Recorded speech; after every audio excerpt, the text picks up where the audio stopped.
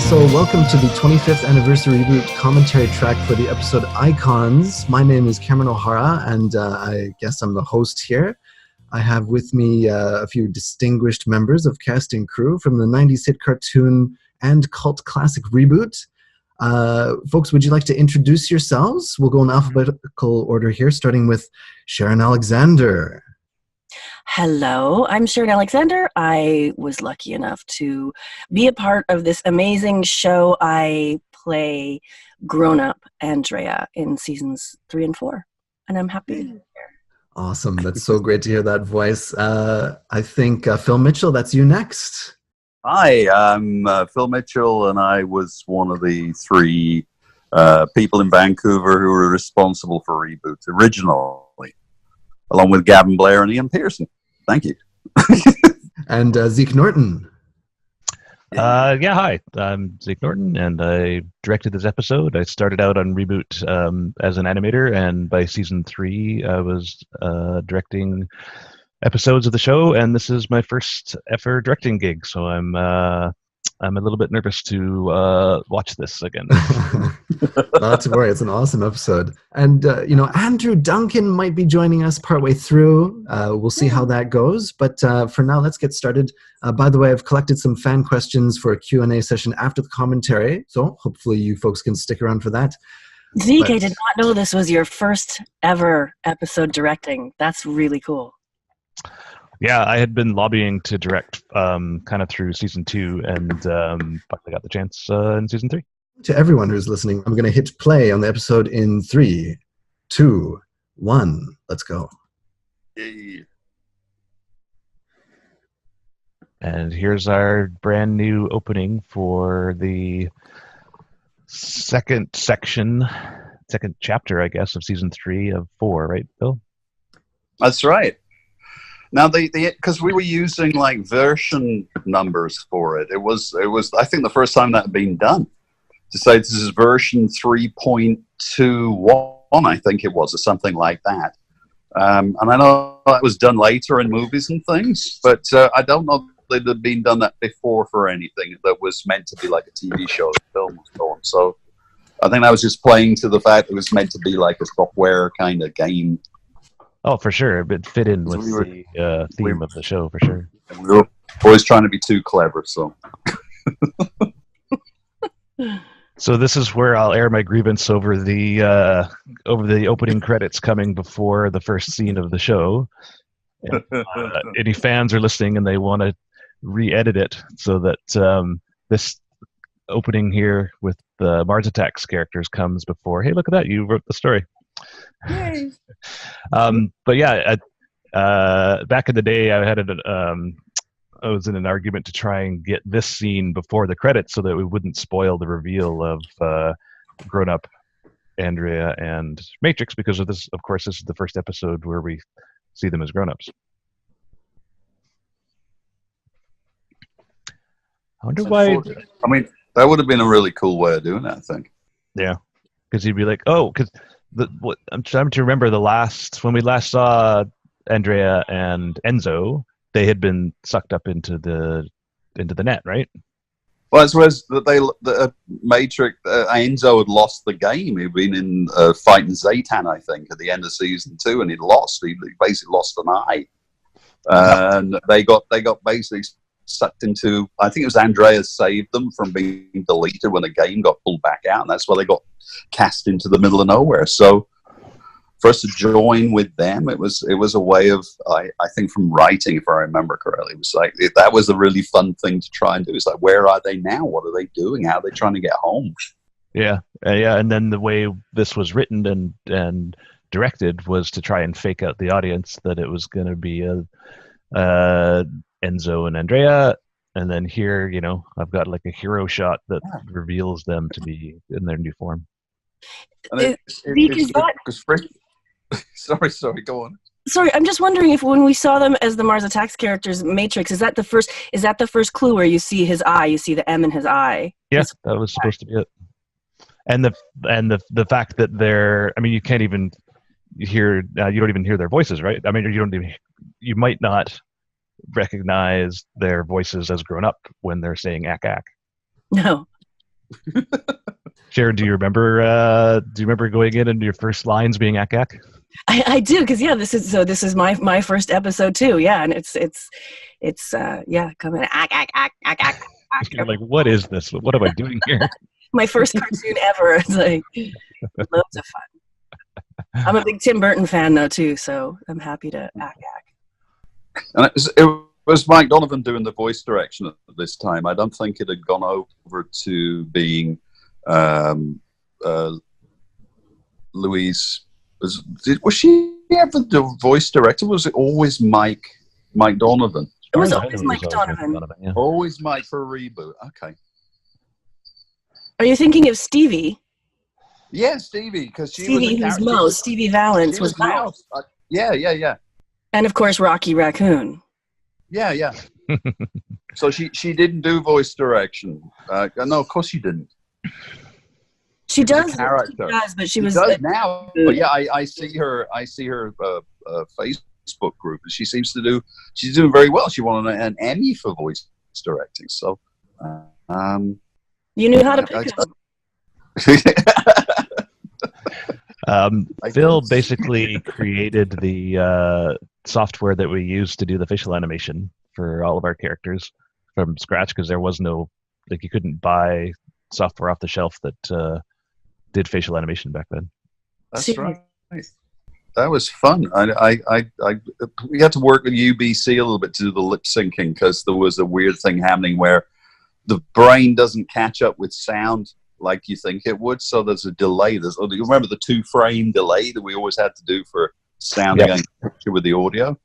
Yeah, it's just a human perception thing. So I went up to speak to psychology fellows at the university there, and we figured it out. So that was really fun.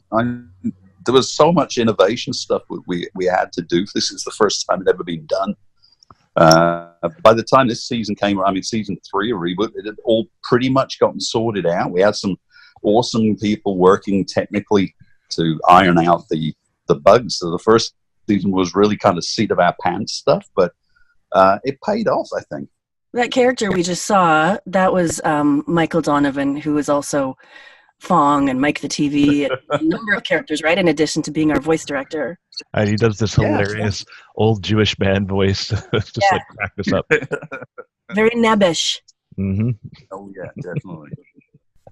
And what was this guy called? This character here? It was. I know he ended up being called Backup in the game, but what was his name? I don't know if we ever got a name. No, because it's never mentioned in the show. And speaking from a voice actor's perspective, this, of course, she's one of my heroes who does a lot of the young voices who did Backup.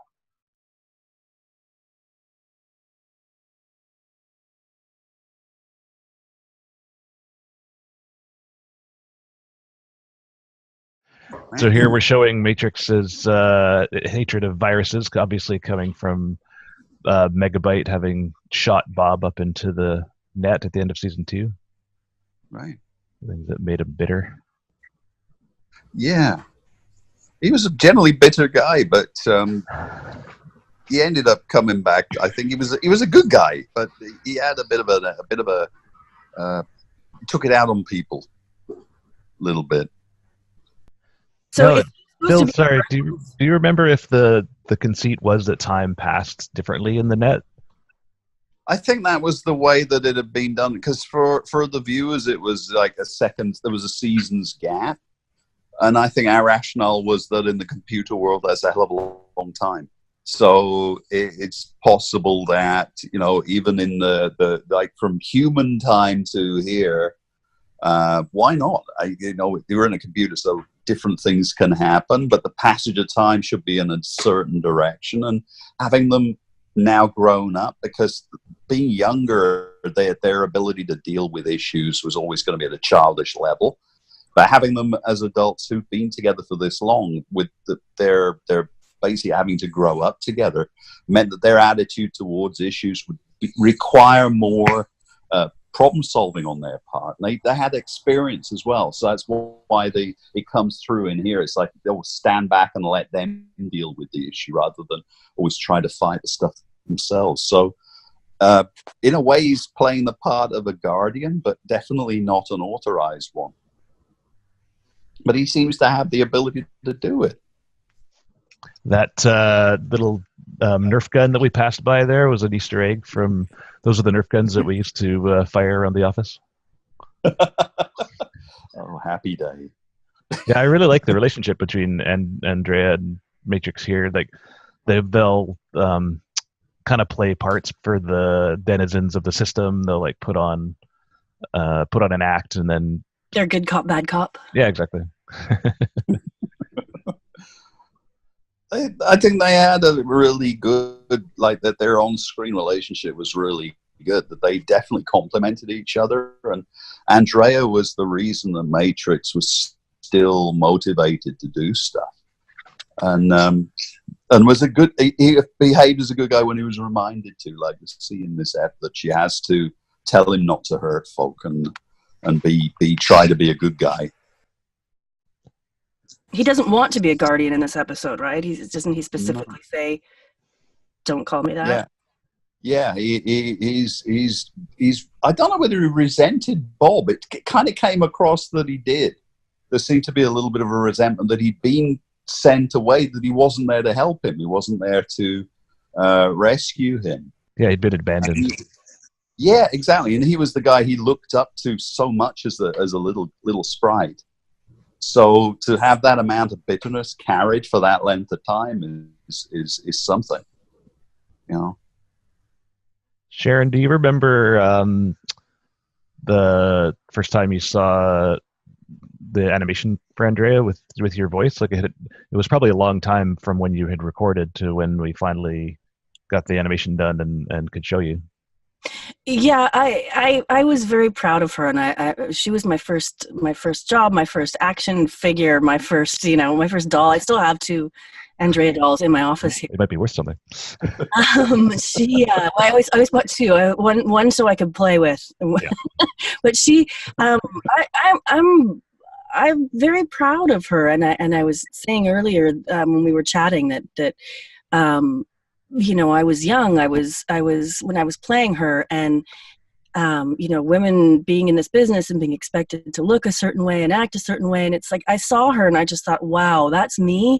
Like she's clearly beautiful. She's she is hypersexualized in a lot of ways, but she's so strong, and she's so independent, and the first time I heard myself, as her was amazing. I think we treated our female characters pretty well. We tried to have them be at least the equals of the other characters. They weren't subservient little softies. Never. They were always like now Claire, the god of kick-ass chicks. Like, yeah, I think that's another way you were ahead of your time too. We were always equal. And Kathy Westluck, that's who I'm thinking of. She's an amazing voice actor. She taught me how to do little boys. That's the voice of Backup. She's another amazing actor on this show. I was so excited by this shot here because it took a long time to render, and it was kind of ambitious for the day. I mean, nowadays it's easy to do long takes, but big camera moves were kind of expensive and time consuming back then. And I wanted to start. I had this idea because normally I basically learned how to direct from Ian and Gavin and Phil. Ian directed most of the episodes up till the end of season 2, and he had always taught me you guys had always taught me to treat this as live action rather than animation. And so we didn't have storyboards, for example, and we didn't plan out our shots based on what we could draw. We planned out a lot of our shots based on how the cameras could move, because at the time we were unique in animation in that we could move our cameras seamlessly around as if it were live action, and we didn't have to be constricted to sort of 2D angles. And so it was like, well, pretend you've got a crane, or you've got we didn't know what drones were in the days, but or put your camera on a track and just into the mindset. Your cameras are real in the space, and you're gonna shoot it like you would a bunch of actors in a set. That shot, even rewatching it last night, watching that big reveal of the game as you come around to it, my first thought in my head last night was, I want to play that game. Yeah. Like it hooked me in right away. Of course, we have our first iPad here too, right? Yeah. We're ahead of the time. Yeah, it looks like an iPad, but it still makes the keyboard clicks, click, click, click, click, click. Oh man, if we were doing Reboot today, there would be a game for every episode, wouldn't there, Phil? Oh yeah, there would indeed. That would be genius. You could actually play the games. I think that would have been an ultimate hookup. I mean, the show was a little bit too far ahead of its time in that respect, but yeah, we didn't have the tech for making a game that looked as good as a show. But then nowadays, everything would end up looking too realistic, and I think it would distract too much. I love that shot too. Sorry. Yeah, these shots. I love the color palette in this. It's very subtle. It's not garish and what one would expect from a computer game. Or looking at old Mario stuff or contemporary with this. The colors seem much more vibrant, and this one is lovely because it plays it down, and it suits the environment. It feels like it's a foggy, very, very overcast kind of a dull location, but the shapes and so on in there are really cool. Swampy and spooky. Yeah, I was just excited to have shadows in. Because in Reboot seasons 1 and 2, we couldn't afford shadows, and in Reboot 3, we were finally, the software got a little bit better, and we got a little bit more money. Wow. Better computers, maybe. Then we could upgrade to shadows. Wow. I love this guy with his axe. I love everything about it, and he just goes faster.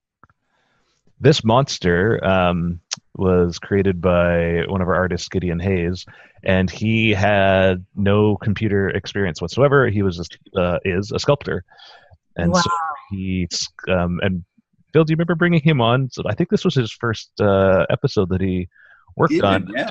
And somebody had the genius idea, because before that we all made everything in the computer, but somebody had the genius idea to bring Gideon on as a sculptor, and he would create new characters and monsters out of clay, and it was so fun to have those all around the office, around the studio, because we would, as the shows went on, we would collect more and more of them and put them on display.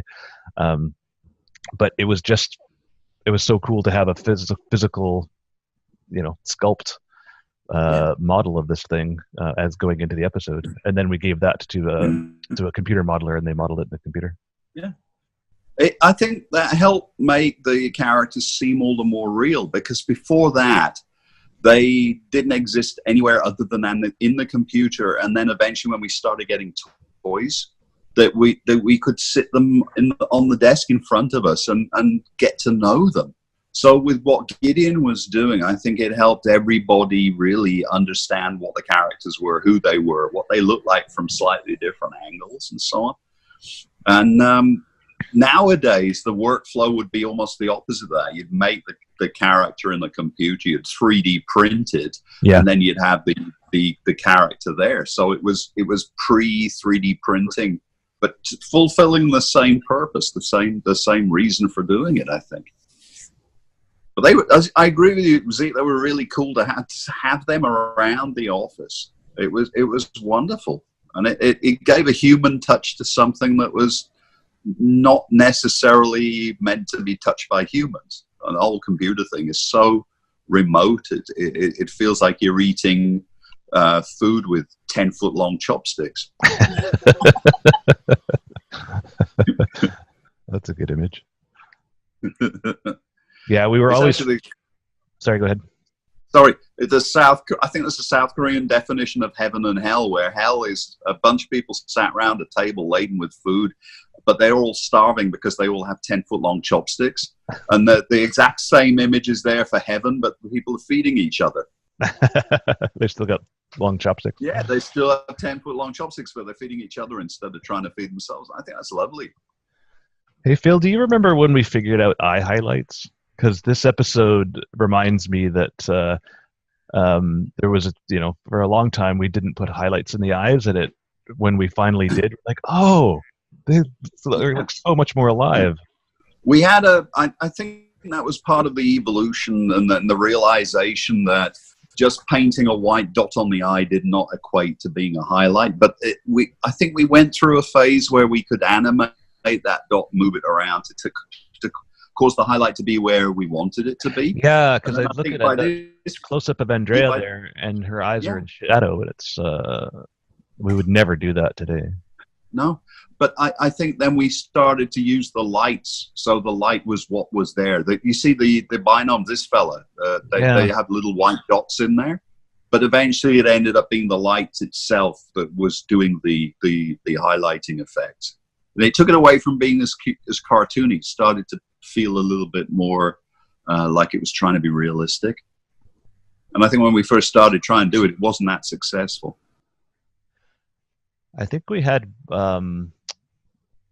better success with the binomes animation before we had really nailed the animation on the, sprites. I was going to say humans, but sprites.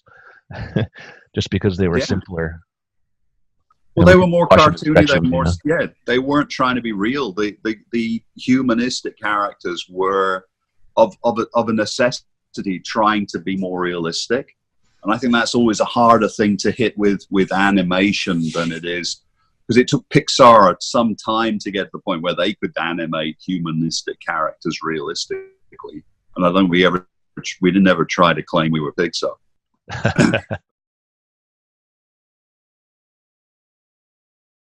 But what I was impressed by with this was how good the human characters animation was.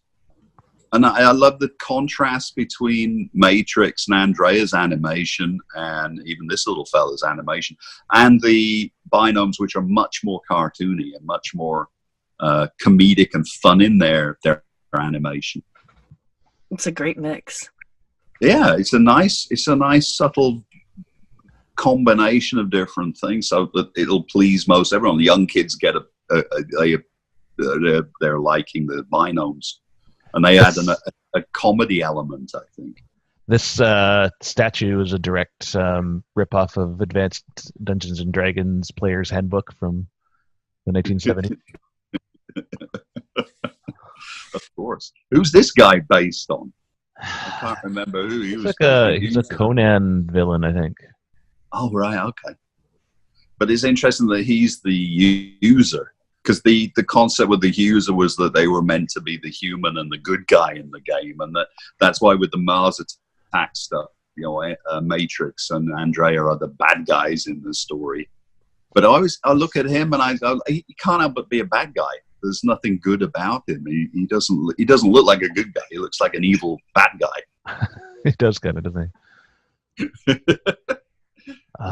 We always had trouble with things that were two-dimensional, like the bag cloth and that sort of chunk of steel that Beetroot threw at him.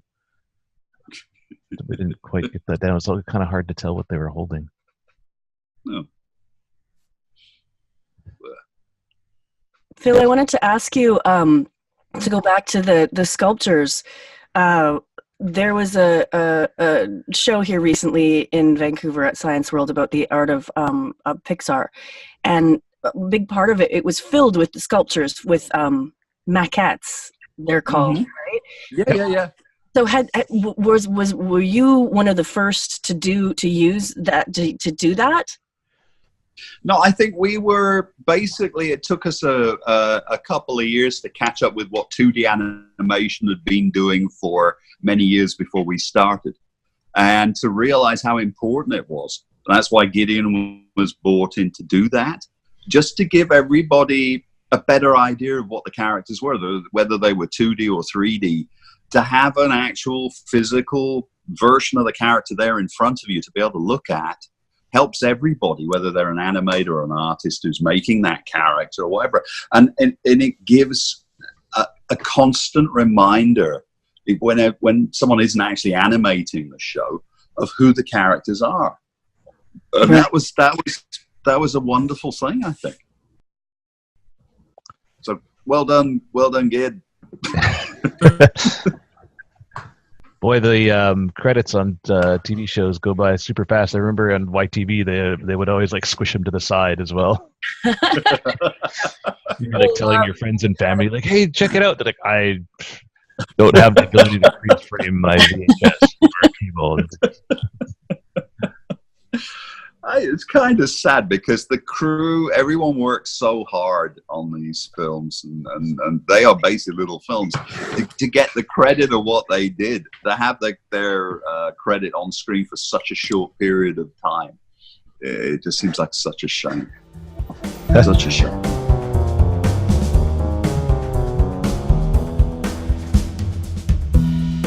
We're doing about 16 or 18 hours a day. The earlier in the evolution of ReBoot, just to try and get stuff done, then we hit the crazy episode 3, season 1, where we had to make an episode in like from start to finish in 3 weeks. Oh my God! And I think I have the record. At the time, I worked 75 hours without sleep. I think I suffered some kind of major mental meltdown because of that. But I was going to say, is that where your love of coffee came in? Yeah, absolutely. I mean, I nearly killed myself by drinking too much coffee. I was found face down on the keyboard. The keyboard was going beep, beep, beep, beep, beep, beep. I had working embedded in reverse on my forehead, I think. We were working, sitting in sleeping bags. It was ridiculous. What a passion project, hey? But we got it done. We didn't miss a deadline. I remember being so excited in season 2 when I bought a cot to bring to work. You were excited. That's a passion right there, right? That was civilized, man. That was you had a cot in your room. Good luxury, you had a cot. All right, everybody. So, keyboard. Let's get started here, folks. I just want to say that Andrew Duncan is joining us here. Andrew, you didn't get a chance to. Yeah, welcome to the show. Hey, you didn't get a chance to introduce yourself, so why don't you tell us who you are exactly? Okay, my name's Andrew Duncan. I'm one of the directors on ReBoot. My nickname is Monkey. So you'll probably hear people refer to me that as sometimes, or they'll be telling a story and you'll hear the phrase. And then Monkey did this. Yeah. That'll be me. I'm the monkey in the machine. Yeah. All right, awesome. Well, let's get to these questions then. I have a pretty nice list of questions from fans across Facebook and Twitter and Discord. So let's get to it. Our first question is for Sharon here. This is from David. Well, David, Wesley, and Zorit, and Anonymous all had similar questions. Sharon, how did it feel stepping into AndrAIa's boots? If the episodes were recorded in sequential order, how did you take young AndrAIa and mature her? Did you watch previous episodes, or? I actually didn't. I saw this question. I knew this was going to come up, and I was terrified, to be honest. I am a massive fan of AndrAIa Littman, and her voice just naturally, never mind, combined with her talent, it was left in the hands of the powers that be, i.e. Phil and Gavin and Ian and everyone else who was, all these guys who were working on her. They had a very clear direction in mind about who they wanted and how they wanted her to be and how she looked and sounded, and it was just my job as an actor to give that to them. Gary Chalk, who was multiple characters on ReBoot. I worked with him in TV. We worked on a series called Cold Squad, and it was he who suggested me for the role. I'd never done animation before. I've been acting since I was a child, a Canadian child actor, but I'd never done anything remotely close to and no one else had done anything remotely close. So I was lucky. I worked with Gary a lot to try and transfer from being a TV actor or film, the subtlety to putting everything into my voice. It was a long process to get cast, and I just think ultimately they liked who I thought AndrAIa should sound like. It fit with their parameters, and Phil can tell me if that's incorrect. But Sounds okay to you, Phil?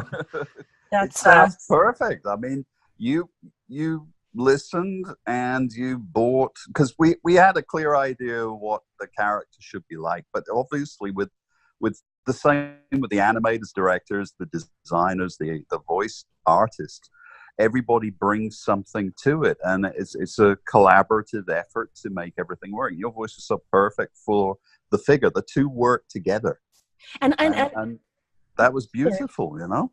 Thank you. I agree. Thank you from my perspective. I also had Cameron. I had the luxury of her grown up. You know, I didn't have to necessarily be AndrAIa's version of her, because she had changed so much and they'd been through so much, just in as much as Matrix wasn't really Enzo anymore. Mm-hmm.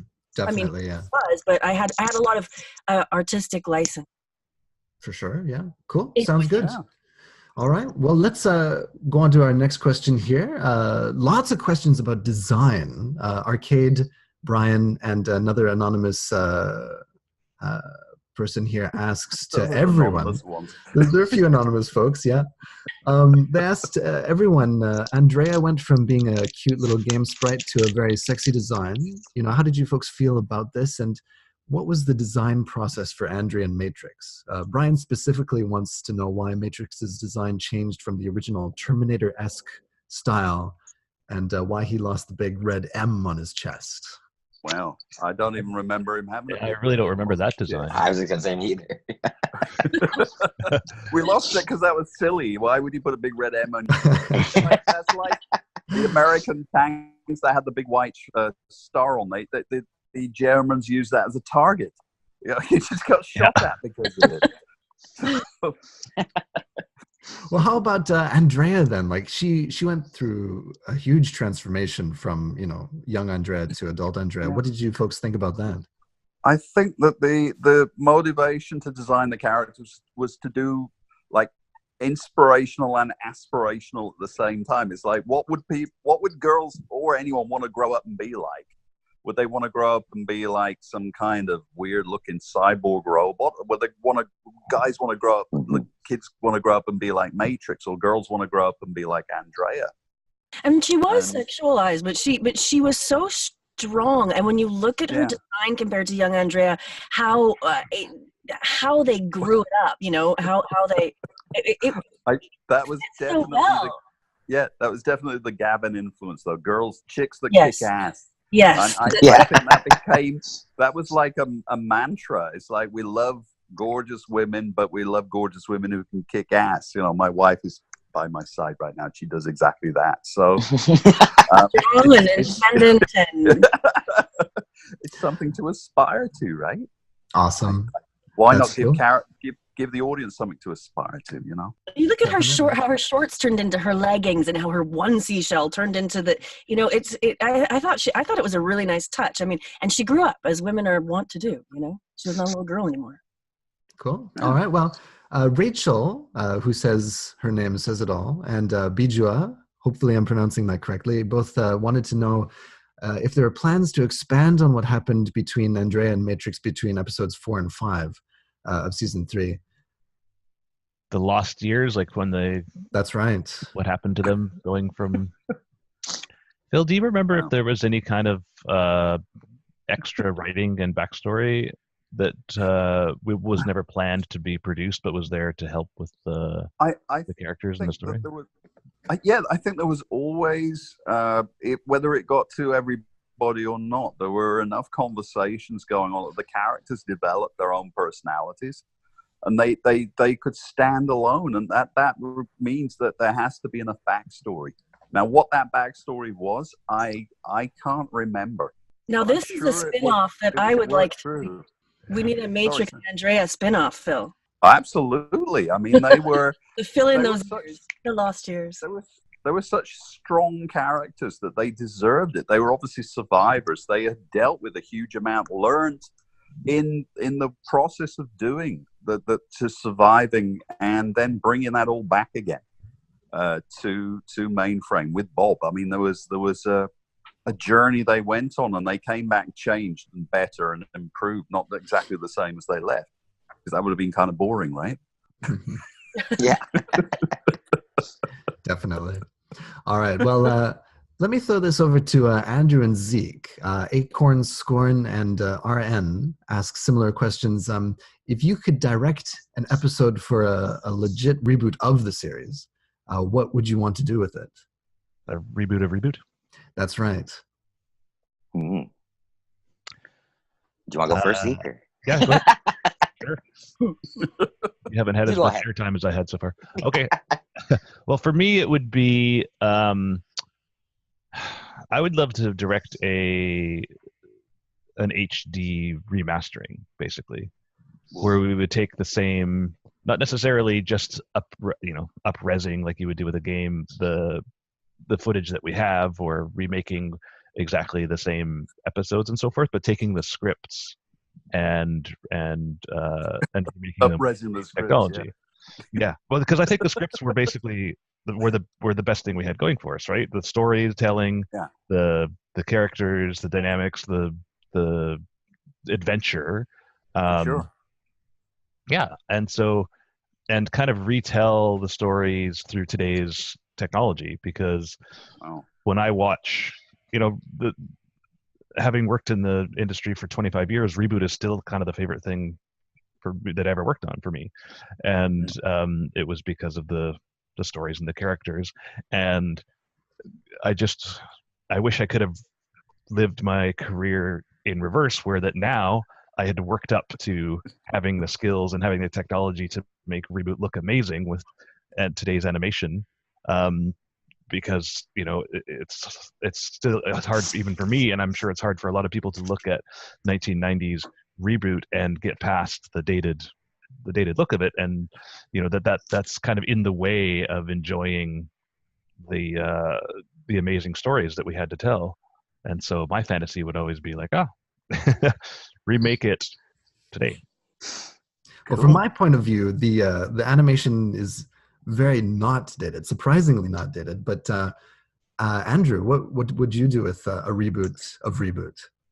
I think for me, again, like Zeke says, I always loved the story. So there was so much kind of like backstory, even the backstory before, like how Mainframe got busted into one place, how Hexadecimal got created. I always loved all that stuff, the history. There was a bunch of history that I thought was great about Reboot that was unseen. Do you know what I mean? A bunch of the backstory that was unseen. So I kind of always liked to see that. Do you know what I mean? And they kind of did that later on with the 5th season, was it 4th season, with Damon Rising and stuff like that.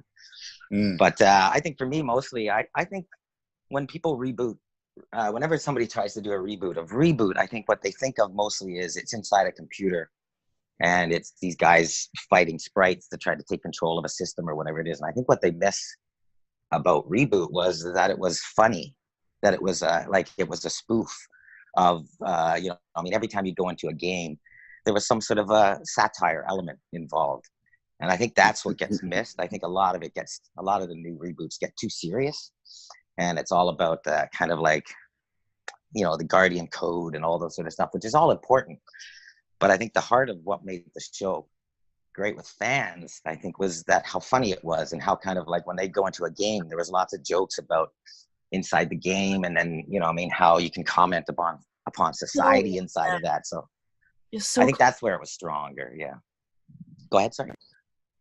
I just said so well said. Thank you. That's very well said. It's Yeah. heart and soul of the show, the stories. It's amazing. I was saying that last night. I was saying earlier. I was watching some last night, and my almost 11-year-old son took it over, and he couldn't care about the animation. He watched episode after episode after episode, laughing away.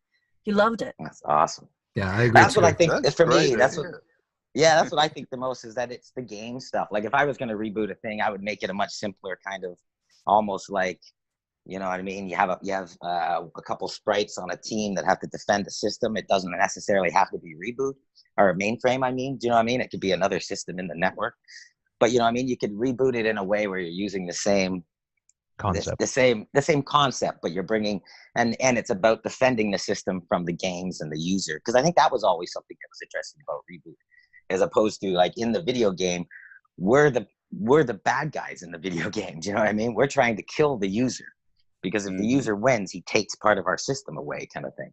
So I think that was always kind of like just the defending your system against these games that come in, and then being able to use the different games of today. You know, have a Minecraft episode, have a Fortnite episode, you know what I mean, kind of thing, where you're spoofing and satirizing the things that are going on today. And I think that was what ReBoot's strength always was, is that it had at its heart, it was trying to be funny. Do you know what I mean? It wanted to be funny. It wanted to entertain you. Yeah. The reason for that is because we were basically entertaining ourselves.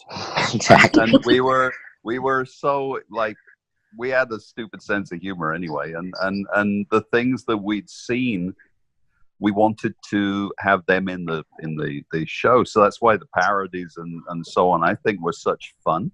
The only one we never did, and I wish we'd done a parody of Doctor Who, but for some reason we never did it. Oh, that would have been great. I don't know. Wouldn't it have been awesome? Yeah. Yeah. It was I can't remember.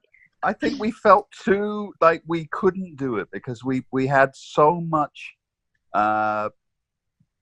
like awe of the original Doctor Who stuff. We didn't want to go there because it had gone onto a hiatus, and we didn't want to kind of abuse it like we could abuse other stuff. Even though we were doing it from point of view of love, we didn't want to make people feel like we were ridiculing Doctor Who. And I wish we'd done it. It's the only one we never did. Very interesting. Lots of cool ideas there. I think Zeke and Phil, you mentioned it a little bit earlier, but you know, the video game tie-ins that would be possible if you did some sort of remake today, you know, and Zeke too, you're talking about this like high definition remake idea. Sounds pretty cool. David, I'm sorry, I gotta take a slightly different slant, because at our school we're teaching students about virtual reality and augmented reality and so on. And I'd love to see an exploration of how the ReBoot characters would handle a kind of hybridization with the real world, not in the way it's been done. I don't want to see people involved in there, but their take on what the real world is, I think would be kind of another opportunity to provide satire and comment on social situations. Definitely, yeah. Really bringing the sci-fi into ReBoot, you know, and all those kind of philosophical and sociological questions would be very interesting, I think. It'd be kind of fun.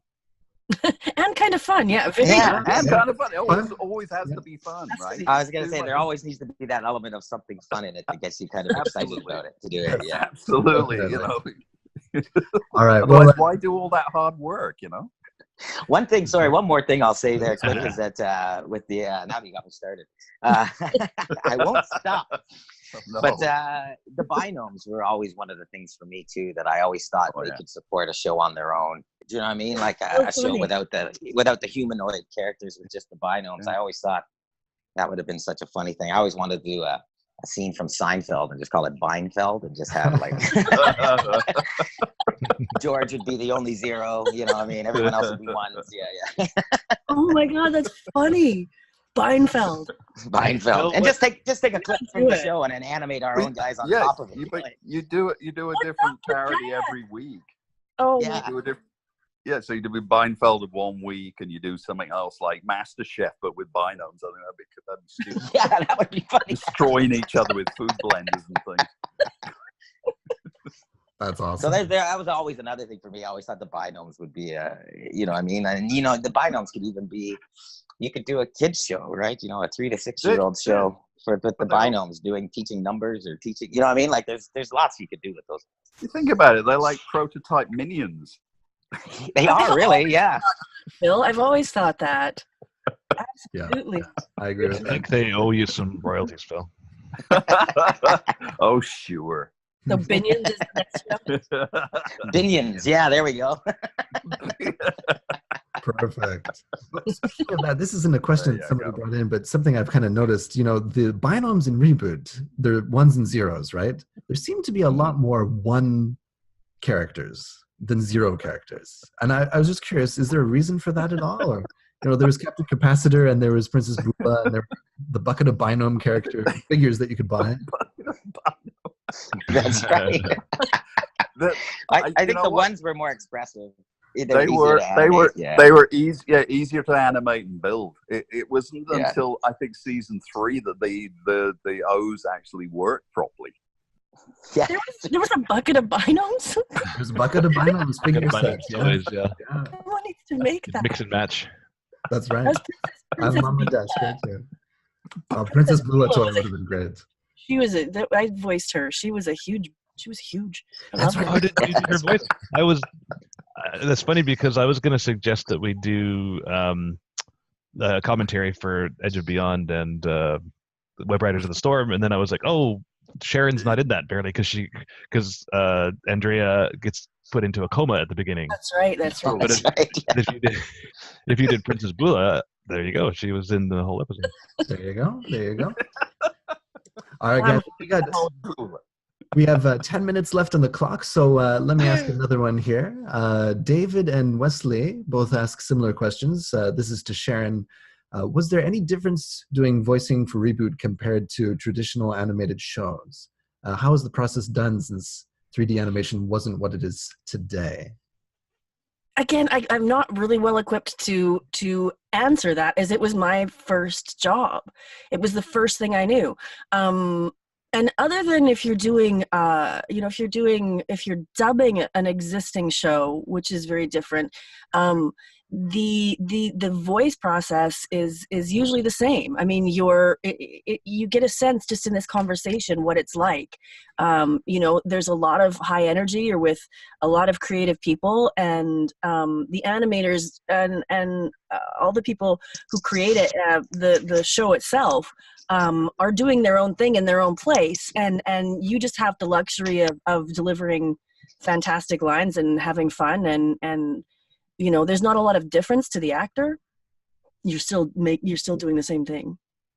Cool. You know what we did do, because we started out doing things in a traditional animation way and doing the cast one at a time and doing their lines and different variations and stuff. And eventually we got to the point where we were like, why don't we just do an ensemble record? And that existed by the time I came on board. Yeah, by the time you came on board, it was different to what traditional animation was doing. And we allowed ad-libs. We'd record at least one run through as scripted. And then we would if there was time, we'd let the actors try and figure what it was that they should be saying. What seemed, to them, it felt like it was more in character. And sometimes we could use some of that stuff, and sometimes we couldn't because it started going off track. But it allowed there to be more spontaneity, because animation tends to not have. You can't spontaneously do animation, right? It doesn't work that way. It's like, hey, let's just do the whole show here in the barn. You have to plan it, and it takes a while to do, right? So any spontaneity and energy you can build up that way, it helps, and I think it gets people through, because a recording session would take at least a day, I think. And you don't want to have people flagging and losing their voices and getting bored and wandering off track. So anything you could do to keep people interested and engaged was worth trying. Cool. All right. Well, last question here, and then I'm going to ask you folks if you want to plug anything. Anthony asks if any of you originally thought ReBoot would amass such a huge cult following. Wow. I think, Zeke, you must have felt that it would, because I remember when you first applied to be, you kind of sat in the waiting room area at the studio for a length of time, and you frightened people so much we had to give you a job. You wouldn't go away. So I think you definitely felt it was going to be a success. I love it. I remember when I first. I remember one day before I worked at Mainframe, I was flipping through the TV channels, and ReBoot was on, and I was, oh, this is that show that's made it in all 3D and everything. I was watching with my roommates, and then we were all pretty impressed by it. And then it ended, and the end credits were going on, and then I looked, and I was like, that's made in Vancouver. That's made in the town that I'm in. Ding dong. So then it was like one of those things where I was like, oh, I should try to get a job on that. And then it was funny, like, it slipped my mind, as all things do. And, And then like a couple months later, I got a call from a friend of mine who was working there, and Stevenson, and they were needing an editor. And do you know what I mean? I went in for the interview, and I didn't get it, but then I ended up getting the next thing. Because I had interviewed, you know, they had my name on file. So when Bosch went on vacation, I came in and handled 2 weeks of his show for him, and then got hired. So, but I remember like First watching job it, was thinking, cutting it down to yeah, rerun size. yeah, it was there. Yeah, there was like every episode. I guess they had been on ABC, and then they were being sold to wider syndication. Yeah, so then it was like every show needed to get, I think, 30-some seconds or 26 seconds and something cut out of it. Oh. So that was my first job. I went through every episode of the first 2 seasons and trimmed out 24 seconds. Yeah, so basically, our magic, and so we were all when we walked by. Everyone was so angry. Yeah, we were so angry. Baby, get my shot. I like to say, think of it as I tightened it. Yeah. But yeah, so that was for me when I first started. That was my first job in the company, kind of, and then it was, I don't know, like I watched every episode 3 or 4 times, you know, putting it into the Avid, cutting it, reviewing it with someone else, and then outputting it. So by the end, I became kind of like underneath Phil and Gav and Ian and all them. I became this kind of like 3rd or 4th reboot expert because I had seen every episode in order. 4 times.